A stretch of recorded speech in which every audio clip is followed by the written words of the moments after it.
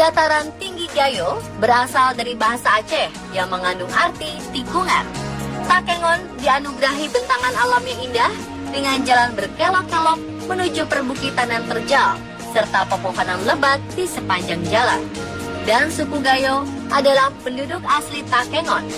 Suku Gayo yang merupakan penduduk asli Kabupaten Aceh Tengah umumnya memiliki garis keturunan Batakaro yang berasal dari Sumatera Utara.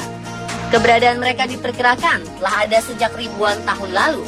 Dan baru-baru ini, tim peneliti berhasil menemukan beberapa fosil peninggalan suku Gayo. Mereka menetap di tepi Gua Loyang Mendale. Penemuan membuat gempar masyarakat setempat.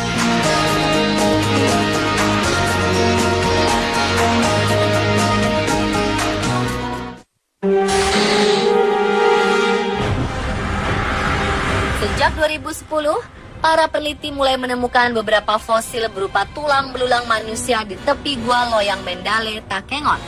Fosil ini diperkirakan adalah penduduk asli suku Gayo telah berusia 7.000 tahun. Fosil ini disebut-sebut sebagai nenek moyang warga asli Gayo. Selain syarat akan sejarah, penemuan ini juga menyimpan kisah misteri di dalamnya. Terletak di kecamatan Kebanyakan tak jauh dari pusat kota Takengon, Gua Loyang Mendale yang dulu semeraut kini sudah tertata rapi dan menjadi objek wisata di tanah Gayo. Seperti terlihat di open site Gua Loyang Mendale, kita dapat dengan jelas melihat masing-masing lokasi fosil dengan beberapa replika fosil manusia yang terpasang rapi di lokasi penemuan. Di segi kendi dan gerabah, kalau sini kan gerabah, pecahan gerabah, itu kerawang Gayo, ada ukiran kerawang Gayo itu ada di dalam kendi itu. Yang jelas sekali karena kerawang Gayonya itu tadi, ukiran kerawang Gayo itu ada. Nah, kalau tidak ada itu kita tidak berani bilang. Kalau karena ada kerawang Gayonya, maka berani kita sebut itu adalah nenek moyang kita. Sayangnya, pasca penemuan fosil tulang belulang serta beberapa artefaknya ini, banyak masyarakat setempat berniat mengambil beberapa bagian tubuh manusia Gayo ini untuk dibawa pulang. Konon, warga yang berusaha mengambil fosil atau artefak ini mendadak sakit keras. Pada tahun 2012, ada seorang karyawan yang bekerja di sini yang ikut menggali, itu membawa gigi dibawa pulang ke rumah, sampai ke rumah kesurupan. Nah, kebetulan ada orang pandai katanya gigi itu kembalikan lagi ke tempatnya.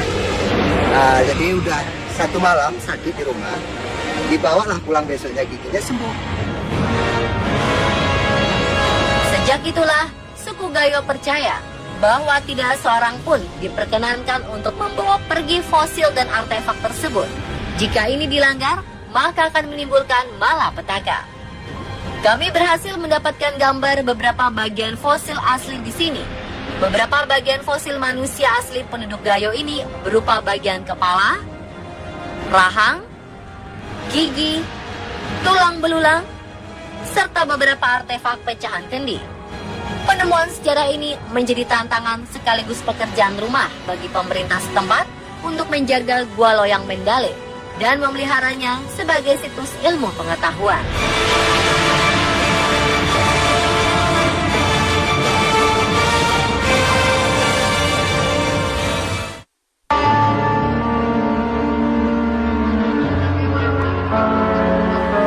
Penemuan benda bersejarah lainnya terdapat di Banda Aceh. Berada di bawah kekuasaan bangsa Belanda di tahun 1936, pemerintah Hindia Belanda mengubah status Aceh dari gubernemen menjadi keresidenan, yang dipimpin oleh seorang residen yang berkedudukan di Kutaraja, Banda Aceh. Sejak masa pemerintahan Belanda, salah satu daerah bernama Kampung Pandai di tengah pusat kota Banda Aceh dikenal sebagai Kampung Pandai Besi. Masyarakat Kampung Pandai adalah para ahli membuat beragam seni terbuat dari besi. Hal ini membuat pemerintah Belanda memerintahkan mereka untuk membuat kepingan emas. Cerita Kampung Pandai Besi ini tinggal sejarah. Kini, Kampung Pandai menjadi kawasan pemakaman kalangan Raja Aceh yang dulu pernah diserang oleh penjajah Belanda. Dan sebagai buktinya, baru-baru ini di Kecamatan Kutaraja, Kampung Pande, Banda Aceh, dihebohkan oleh berita ditemukannya beberapa koin emas yang kabarnya berasal dari zaman penjajahan bangsa Belanda. Kala itu, seorang nelayan tak sengaja menemukan keping-keping koin emas di dalam peti. Lokasi penemuannya terletak di antara makam kerajaan Aceh. Setelah dilihat kembali, ternyata di dalam peti tersebut berisi ratusan koin emas dalam jumlah yang sangat banyak. Setelah berita ini mencuat ke publik, penduduk setempat dan dari desa sekitar berlomba-lomba mencari koin emas di tengah-tengah makam kerajaan Aceh. Pengamat sejarah mengatakan bahwa koin-koin emas ini adalah harta kerajaan Sultan Iskandar Muda yang tak dapat diselamatkan lagi karena serangan penjajah Belanda secara mendadak. Disinilah emas yang dia dikumpulkan dari sini, dari Pidi, dari Labus. Di sini dia tempat emas, diolah emas jadi batangan dan jadi uang, namanya dirham. Karena uang di Aceh, kerajaan Aceh itu ada dirham perak, ada dari perunggu. Di sini pusat kerajaan dulu. Jadi di sini tempat pemakaman beliau ini. Beliau ini sebagai ulama ini yang merupakan moyang daripada Sultan Aceh, dan sebelah beliau itu ada makam Sultan Aceh.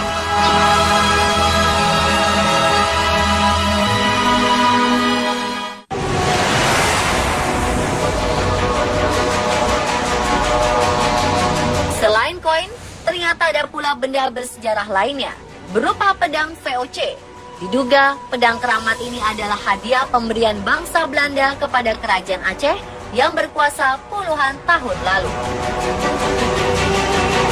Ada misteri tentang pedang ini. Konon, pedang ini tak bisa jauh dari Kampung Pande.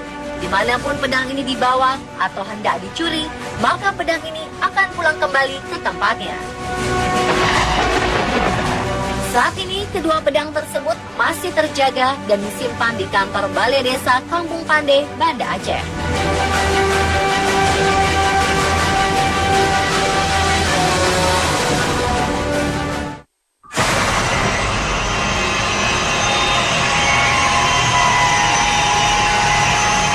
Maret 1942 lalu, setelah Belanda menyerah terhadap pemerintah Jepang, Jepang mulai memasuki tanah Rencong hingga kota Lok Sumawe.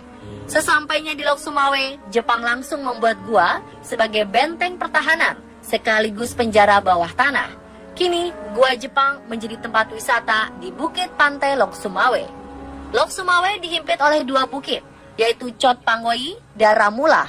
Di Aceh, gua ini dikenal dengan sebutan Guha atau Kiorokrok yang mengandung arti tempat persembunyian.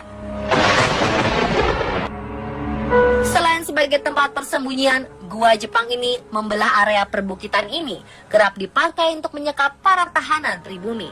Ketika itu, bukit yang berada 120 meter di atas permukaan laut ini berperan penting bagi bangsa Jepang untuk memantau musuh yang masuk Samudra Hindia dari jarak jauh. Kini, meski telah beralih menjadi tempat wisata, gua Jepang ini memiliki pesona tersendiri. Di antaranya adalah adanya kisah mistis yang menyelimutinya. Menurut cerita, salah seorang pemimpin Jepang bernama Jenderal Watanabe memilih untuk mengakhiri hidupnya di dalam gua Jepang. Tubuhnya ditemukan dalam kondisi yang memprihatinkan. Ini pernah cerita konon ada penampakan. Semenjak kematiannya, beberapa orang mempercayai jika sosok komandan Jepang tersebut sering muncul di salah satu ruang dalam gua. Kabarnya, seringnya kasus kemunculan sosok tentara Jepang ini membuat beberapa pengunjung yang sengaja membuat kegaduhan di sini mendapat hukuman. Ia akan mendadak histeris. Ada pula kisah misteri beberapa pekerja bangunan yang ingin merenovasi gua Jepang ini. Itu pernah yang gua paling besar itu ada komandan Jepang itu namanya Watanabe. Itu beliau itu tidak mau balik lagi ke negaranya, malah bunuh diri di situ, tapi bukan pakai samurai, dia gantungkan diri. Itu terus dulu. Meski hanya mitos, kisah tersebut cukup terkenal di kalangan masyarakat Lok Sumawe. Itulah rangkuman beberapa kisah yang tak pernah terungkap dari provinsi paling barat Indonesia.